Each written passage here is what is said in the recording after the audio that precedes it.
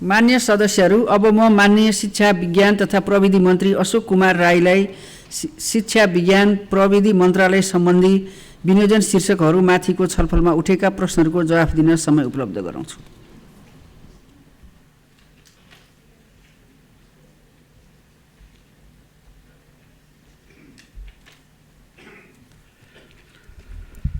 सम्माननीय अध्यक्ष महोदय, यस सम्मानित सदनमा माननीय सदस्यज्यूहरूबाट शिक्षा सम्बन्धी नीति तथा बजेट र कार्यक्रममा गहन अध्ययन गरी महत्त्वपूर्ण सुझावहरू दिनुभएको छ। मान्य सदस्यज्यूहरूबाट उठाइएका जिज्ञासा र सुझावहरूका लागि हार्दिक आभार व्यक्त गर्दछु र विभिन्न विषयमा क्षेत्रगत रूपमा प्रश्न पार्ने प्रयास गर्दछु।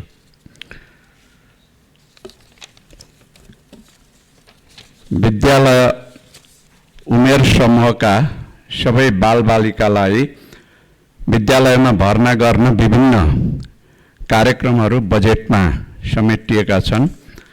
आवासीय तथा गैर आवासीय छात्रवृत्ति व्यवस्था, निःशुल्क पाठ्यपुस्तक वितरण, दिवा खाजा कार्यक्रम सञ्चालन, विद्यार्थी भर्ना अभियान आदिका लागि बजेट व्यवस्था गरिएको छ।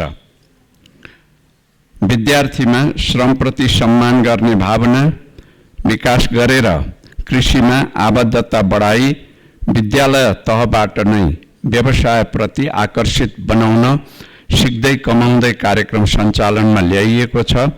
चालु वर्षमा 2240 विद्यालयमा सञ्चालन हुँदै आएकोमा आगामी वर्ष थप 50वटा विद्यालयमा विस्तार गर्ने कार्यक्रम राखिएको छ। विद्यालय शिक्षामा युवालाई छोटो अवधिको रोजगारमूलक तालिम दिने कार्यक्रम सञ्चालनका लागि बजेटको व्यवस्था गरिएको छ। अध्यक्ष महोदय, सरकारले बाल विकास शिक्षक, प्रत्येक सामुदायिक विद्यालयमा एक जना विद्यालय सहयोगी कर्मचारी र प्रत्येक माध्यमिक विद्यालयमा थप 1 जना सहायक कर्मचारी गरी 36,000 कर्मचारी व्यवस्था गर्न एकमुष्ट अनुदान उपलब्ध गराउँदै आएको छ।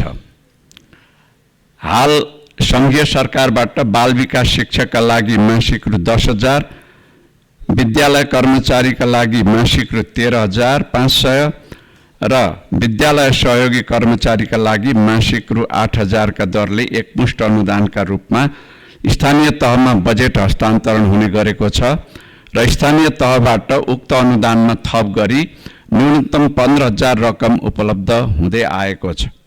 बाल विकास शिक्षक र कर्मचारीको आन्दोलनका विषयमा वार्ता गरी समस्या समाधानका लागि शिक्षा तथा मानव स्रोत विकास केन्द्रका महानिर्देशकको अध्यक्षतामा अर्थ मन्त्रालय र सङ्घीय मामिला तथा सामान्य प्रशासन मन्त्रालयको प्रतिनिधि रहने गरी 4 सदस्यीय वार्ता टोलीसँग वार्ता भई सहमति भएको छ र आन्दोलन स्थगित भएको छ।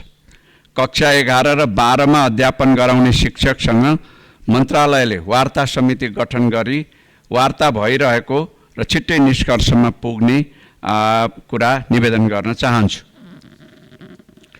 शिक्षक दरबन्दी मिलान प्रतिवेदनका अनुसार प्रत्येक सामुदायिक विद्यालयमा न्यूनतम शिक्षक सुनिश्चित गर्नका लागि 53,000 शिक्षक दरबन्दी थप गर्नुपर्ने अवस्था रहेको छ। उक्त प्रतिवेदन अनुसार 12,835 शिक्षकको स्थानान्तरण गरी मिलान गर्नुपर्ने हुन्छ।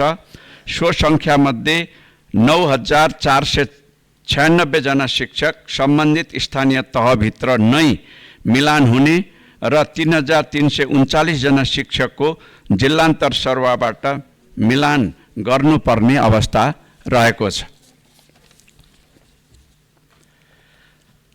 अध्यक्ष महोदय, गुणस्तरयुक्त शिक्षाको प्रबन्ध गरी विद्यार्थीको सिकाइमा सुधार ल्याउन बजेटमा विभिन्न कार्यक्रमहरू प्रस्तावित रहेका छन्।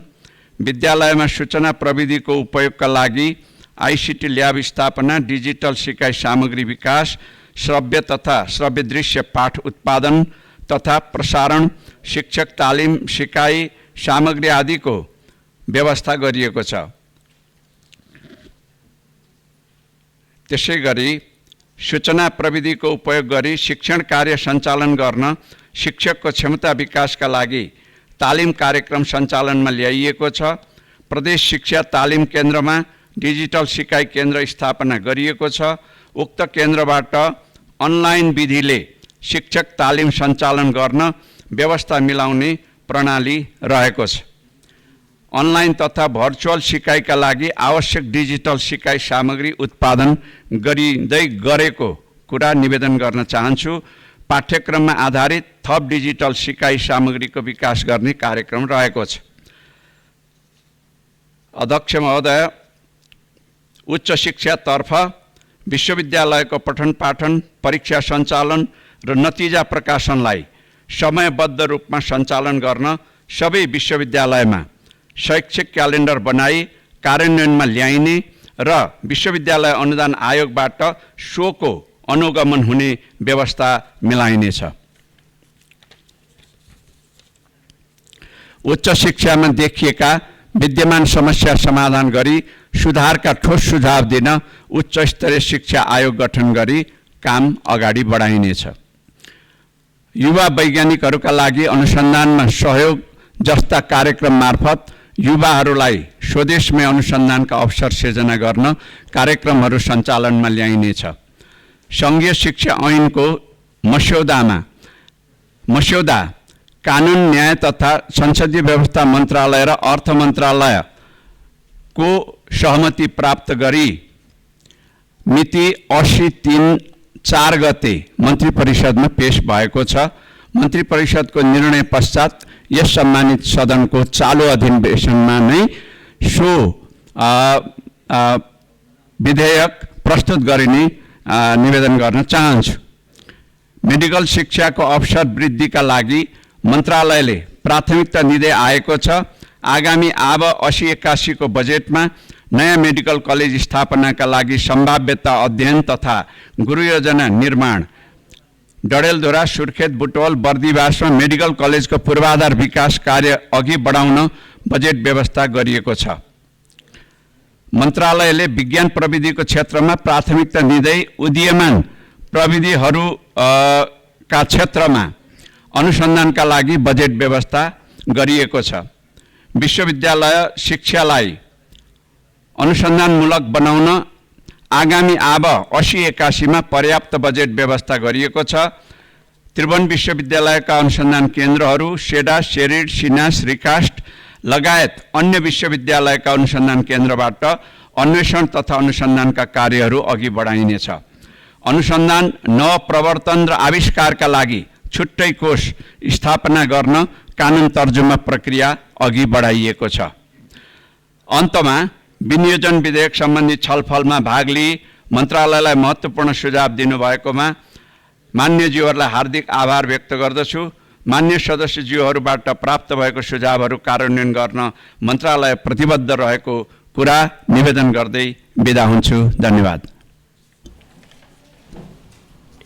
माननीय सदस्यहरू, माननीय शिक्षा विज्ञान तथा प्रविधि मन्त्री अशोक कुमार राईले दिनुभएको जवाबका सम्बन्धमा स्पष्टीकरण माग गर्न चाहनुहुने माननीय सदस्यहरूलाई समय उपलब्ध गराउँछु। विनियोजन विधेयक अन्तर्गत सम्बन्धित मन्त्रालयको विनियोजन शीर्षकहरूमाथिको छलफलमा भाग लिनुभएका माननीय सदस्यहरूले मात्र स्पष्टीकरण माग गर्न पाउने बेहोरा जानकारी गराउँछु। स्पष्टीकरण माग गर्न चाहनुहुने प्रत्येक माननीय सदस्यलाई 1 मिनेट समय निर्धारण गरेको छु। माननीय दिल कुमारी थापा, राहुल थापा पार्वती। सम्मान्य अध्यक्ष महोदय मार्फत मन्त्रीज्यूलाई प्रश्न। विश्वविद्यालय छाता विधेयकको अवस्था के छ, कहिलेसम्म आउँछ? विभिन्न विश्वविद्यालय सेवा आयोगलाई एकीकृत गरी एउटै विश्वविद्यालय सेवा आयोग बनाउनेतर्फ मन्त्रालयको ध्यान के छ? प्रश्न हुन चाहन्छु। शिक्षा क्षेत्रसँग सम्बन्धी विभिन्न समस्याको विभिन्न समयमा वार्ता हुने, छलफल हुने, सहमति हुने तर कार्यान्वयन नहुने अवस्था छ। अब यसको सुनिश्चितता कसरी हुन्छ जान्न चाहन्छु। धन्यवाद। माननीय भैरव सुन्दर श्रेष्ठ।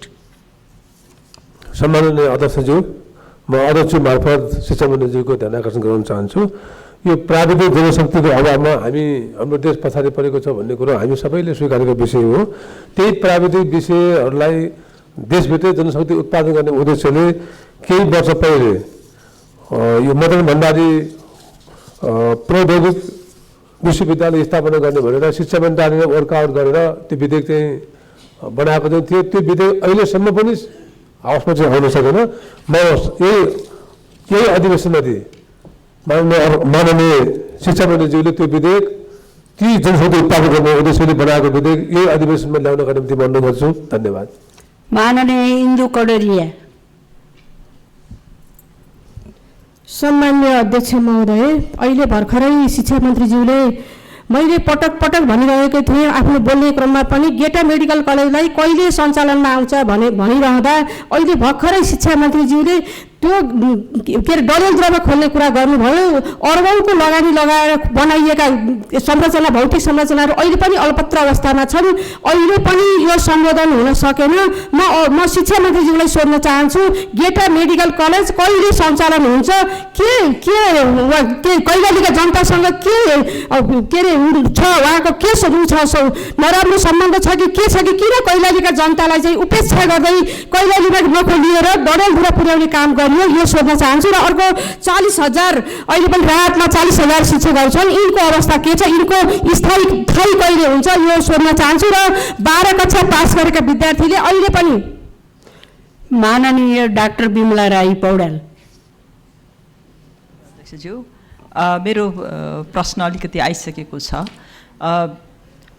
औपचारिक शिक्षा जान नपाएका, औपचारिक शिक्षामा उच्च शिक्षा हासिल गर्न नपाएका तर सिपले परिपूर्ण भएकाहरूलाई औपचारिक शिक्षामा गाँस्ने भनेर नेपाल सरकारले मदन भण्डारी प्रौद्योगिक विश्वविद्यालयको विधेयक ल्याएको थियो। पछि संसद अवरुद्ध भइसकेपछि त्यो विधेयक पनि त्यत्तिकै तुहिएको अवस्थामा छ। त्यसलाई फेरि ल्याउने नल्याउने के योजना छ? र त्यसपछि त्यो पूर्वाधार विकास समिति 2 वर्ष पछाडि फेरि पनि संसदकै कारणले गर्दाखेरि त्यो समिति चाहिँ आफ्नो कार्यकाल सकेको थियो, त्यसको पनि म्याद थपिएको छैन। यो भ्याक्युमलाई कसरी उहाँहरूले चाहिँ कन्सिडर गर्दै हुनुहुन्छ? यो भ्याक्युमलाई कसरी सम्बोधन गर्दै हुनुहुन्छ? यो विषयमा जान्न चाहन्छु। धन्यवाद। माननीय सदस्यहरू, अब म माननीय सदस्यहरूले सोध्नुभएको स्पष्टीकरणका सम्बन्धमा प्रश्न पार्न माननीय शिक्षा विज्ञान तथा प्रविधि मन्त्री अशोक कुमार राईलाई समय उपलब्ध गराउँछु।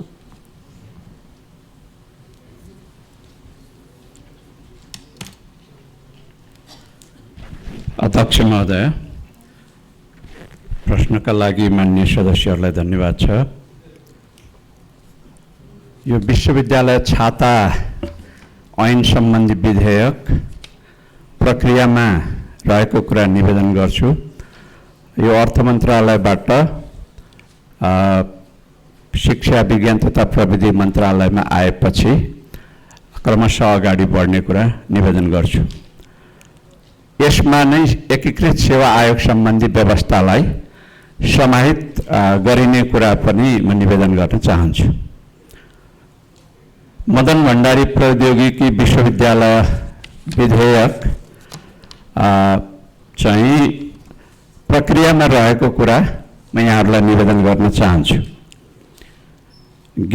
गेटा मेडिकल कलेजको बारेमा स्वास्थ्य मन्त्रीज्यूले चाँडै नै यही आर्थिक वर्षमा मेडिकल कलेज सुरु हुन्छ भनेर जवाफ दिइसक्नु भएको छ। यसलाई विश्वविद्यालयको रूपमा पनि अगाडि बढाउने चाहिँ सरकारको अठोट रहेको र सो सम्बन्धी विधेयकको चाहिँ तयारी भइरहेको, यसको ड्राफ्टिङ चाहिँ भइरहेको कुरा पनि म निवेदन गर्न चाहन्छु। 40,000 राहत शिक्षकहरूको चाहिँ उहाँहरूको जागिर, उहाँहरूको चाहिँ शिक्षण पेशा को स्थायित्वको निम्ति प्रस्तावित विद्यालय शिक्षा ऐनमा उल्लेख गरिएको कुरा पनि म यहाँहरूलाई निवेदन गर्न चाहन्छु, जो चाँडै नै सदनमा आउनेवाला छ र त्यसमा मान्यज्यूहरूको पनि राय मान्यज्यूहरूको पनि संशोधन विचारहरू चाहिँ सामेल हुन सक्ने कुरा निवेदन गर्न चाहन्छु। धन्यवाद। माननीय सदस्यहरू, शिक्षा विज्ञान तथा प्रविधि मन्त्रालय सम्बन्धी विनियोजन शीर्षकमाथिको छलफल यही समाप्त हुन्छ।